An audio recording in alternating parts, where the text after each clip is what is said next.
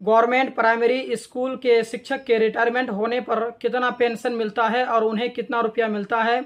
आज की इस वीडियो में हम विस्तार से चर्चा करेंगे और आपको समझाएंगे और आपके मन से ये डाउट क्लियर कराएंगे कि कितना पेंशन मिलता है एक प्राइमरी टीचर को। तो हेलो दोस्तों, मेरा नाम है मोहम्मद जमील सर और आप देख रहे हैं इंडियन इंग्लिश स्कूल फॉर क्या। चैनल में नए हैं तो चैनल को सब्सक्राइब करेंगे, वीडियो को लाइक करेंगे। तो आइए वीडियो को स्टार्ट करते हैं। तो देखिए दोस्तों, सबसे पहले मैं आपको बता दूं कि प्राइमरी जो शिक्षक होते हैं उनका रिटायरमेंट का एज जो होता है वो 62 साल होता है। यानी जो प्राइमरी स्कूल के शिक्षक होते हैं उन्हें 62 साल में ही रिटायरमेंट मिल जाती है। तो अब आते हैं इस बात पर कि पेंशन कितना मिलता है और रिटायरमेंट का जो पैसा है वो कितना मिलता है।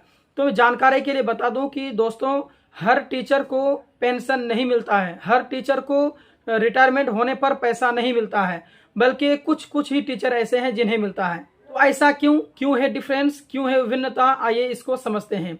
देखिए दोस्तों, रिटायरमेंट में अगर आपको पैसा चाहिए या फिर आपको अगर पेंशन चाहिए तो उसके लिए एक फॉर्म फिलअप करना होता है। जब आप पढ़ाएंगे स्कूल में तो उस समय एक फॉर्म फिलअप करना होता है जो है NPS यानी new pension scheme. New pension scheme क्या है और क्यों ये फॉर्म भरना पड़ता है और कैसे किसी भी टीचर को कोई ऐसे टीचर होते हैं जिन्हें पेंशन नहीं मिलता है और किसी टीचर को फिर पेंशन मिलता है, रिटायरमेंट पर पैसा मिलता है। तो ऐसा क्यों है, देखिए इस बात को अच्छी तरीके से समझिए। देखिए, जब आपका जैसे कोई भी टीचर होते हैं स्कूल में पढ़ाने के लिए, उसे सिलेक्शन किया जाता है और उसका जो है कि जॉब लगता है किसी प्राइमरी स्कूल में, तो वो टीचर अगर NPS का फॉर्म नहीं भरेगा ना तो वो रिटायरमेंट होने पर उसे पेंशन या फिर रिटायरमेंट पर पैसा नहीं मिलता है। अगर आपको रिटायरमेंट पर पेंशन चाहिए या फिर आप पैसा चाहिए तो उसके लिए NPS का फॉर्म भरना पड़ता है। NPS का मतलब होता है न्यू पेंशन स्कीम। इसके तहत जो है इसमें क्या होता है कि आपके सैलरी से, जब से आपका सैलरी स्टार्ट हुआ तब से लेकर के आपका 10% आपका सैलरी से पैसा कट ना चालू हो जाएगा। माने कि आपका सैलरी है 40,000, तो 40,000 रुपया का 10% जो है कि आपका NPS में कट करके जमा होना शुरू हो जाएगा। तो आपका जो सैलरी से NPS जो है 10% कट रहा है, वो रुपया जो है कि आपका NPS फंड में आपका जमा होगा और सरकार आपको एक्स्ट्रा 10% जो है कि आपको देगा। तो आपका 10% सैलरी से कटा और आपका सरकार जो है कि आपको 10% दिया, तो मिला करके 20% लगभग हो गया। तो अब ये 20% इस तरीके से आपका महीना करते जाएगा और जब आप रिटायरमेंट, जैसे आपका 62 साल जब हो जाएगा और आप रिटायर हो जाएंगे तो उस समय में सरकार क्या करेगी, 60%, यानी जब आप रिटायर होंगे तो 60% जो है कि आपका जो NPS में आपका जो फंड जमा हुआ, आपका जो सैलरी कटा था, सरकार ने जो आपको 10% दिया था, तो वो रुपया जो है 60%, उन रुपयों का 60% आपको उस समय में रिटायरमेंट के समय में दे दिया जाएगा और बाकी जो 40% आपका रुपया है वो आपका पेंशन के रूप में आपको देता रहेगा। ठीक है, तो जो अभी भी बहुत सारे ऐसे टीचर हैं जो कि NPS का फॉर्म नहीं भरे हैं, तो वो उन लोगों को अभी जो है कि पेंशन नहीं मिल रहा है या फिर आगे चल के उनको पेंशन नहीं मिलेगा।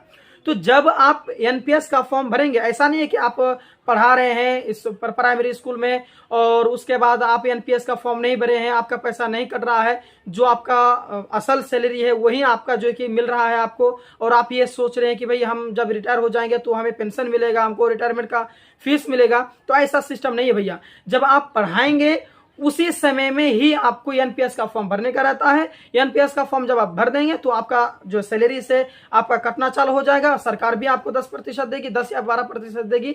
तो मिला करके जो है कि वो आपका एक NPS फंड में आपका जमा होते रहेगा। जमा होते होते जब आप रिटायर होंगे तो उस समय में जो है कि वो आपको 60% उसी समय में आपको दे दिया जाएगा और बाकी 40% रुपया जो बचेगा आपका NPS का, वो पेंशन के रूप में आपको देता रहेगा। और बाकी यहाँ सवाल रहा कि पेंशन कितना मिलता है, रिटायरमेंट पर पैसा कितना मिलता है। तो देखिए दोस्तों, इसका कोई लिमिट नहीं है। ठीक है, ऐसा नहीं है कि आपको 5 लाख रुपया मिलेगा कि 20 लाख रुपया मिलेगा, ऐसा कोई बात नहीं है।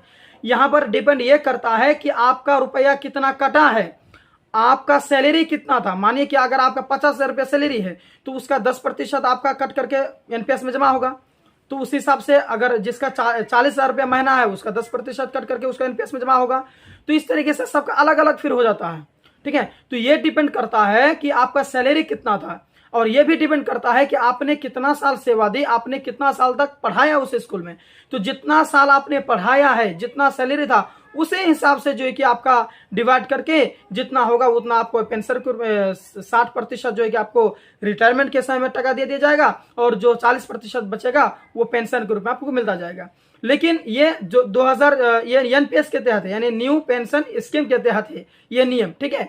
और बाकी जो पुरानी स्कीम था 2004 से पहले, उसका ये नियम था कि आपको उसमें कटता नहीं था सैलरी, ठीक है। उसमें आपको डायरेक्ट जो आपका जो रिटायरमेंट के समय में लास्ट ईयर में आपका जितना सैलरी होता ना, उसका जो है कि आधा आपको तभी के तभी आपको दे दिया जाता था। जैसे कि मानिए कि आपका 1 लाख रुपया सैलरी है लास्ट ईयर में, तो 1 लाख रुपया सैलरी है ना, तो आप जब रिटायर होंगे तो उस समय में 50,000 रुपया आपको तभी के तभी दे दिया जाएगा, और भी बाकी और भी फायदे देते थे उस समय में।